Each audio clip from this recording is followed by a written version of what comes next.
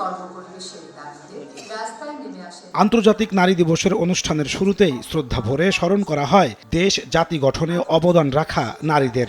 তারা যুক্ত ছিলেন ব্রিটিশ বিরোধী সংগ্রামে। ব্রিটিশ বিরোধী সংগ্রাম, ভাষা আন্দোলন, মহান মুক্তিযুদ্ধ ও জুলাই বিপ্লবে নারীদের বীরত্বগাথা তুলে ধরা হয়।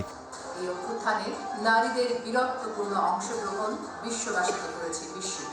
নানা চড়াই উতরাই পেরিয়ে জীবন যুদ্ধে জয়ী নারীদের পুরস্কার তুলে দেওয়া হয় অনুষ্ঠানে। বিভিন্ন ক্ষেত্রে অবদান রাখা 5 নারীকে পুরস্কার তুলে দেন প্রধান উপদেষ্টা ডক্টর মোহাম্মদ ইউনূস। পাশাপাশি বাংলাদেশ নারী ক্রিকেট দলকে দেয়া হয় বিশেষ সম্মাননা স্মারক।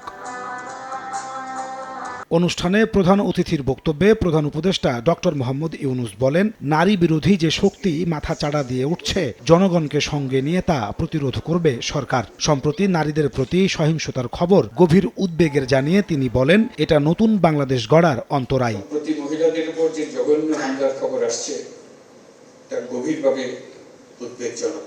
এটি নতুন বাংলাদেশের যে স্বপ্ন আমরা দেখছি তার সম্পূর্ণ বিপরীত।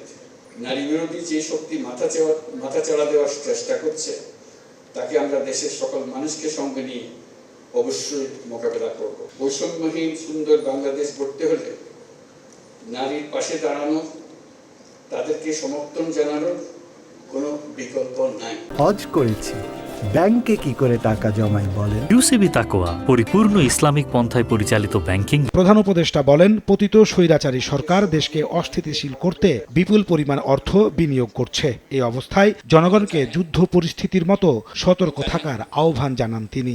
পতিত স্বৈরাচার দেশে নৈরাজ্য সৃষ্টি করতে বিপুল পরিমাণ অর্থ বিনিয়োগ করে যাচ্ছে। আমাদেরকে এখন ততটাই সতর্ক থাকতে হবে যেমনটা আমরা যুদ্ধের মতো পরিস্থিতিতে আছি। নারী ও শিশুদের নিরাপত্তা রক্ষায় সর্বোচ্চ সজাগ থাকুন। নিপীড়নের বিরুদ্ধে সামাজিক ঐক্য গড়ে তুলুন। একে অন্যের পাশে দাঁড়ান। একটি সুন্দর শান্তিপূর্ণ সমাজ গড়তে সরকারকে সহযোগিতা করুন। নারী পুরুষের সমান অধিকার নিশ্চিত করা সরকারের অন্যতম লক্ষ্য মন্তব্য করে প্রধান উপদেষ্টা বলেন, সর্বশক্তি নিয়োগ করে তা বাস্তবায়ন করা হবে। নাজমুস সালেহী, সময় সংবাদ, ঢাকা।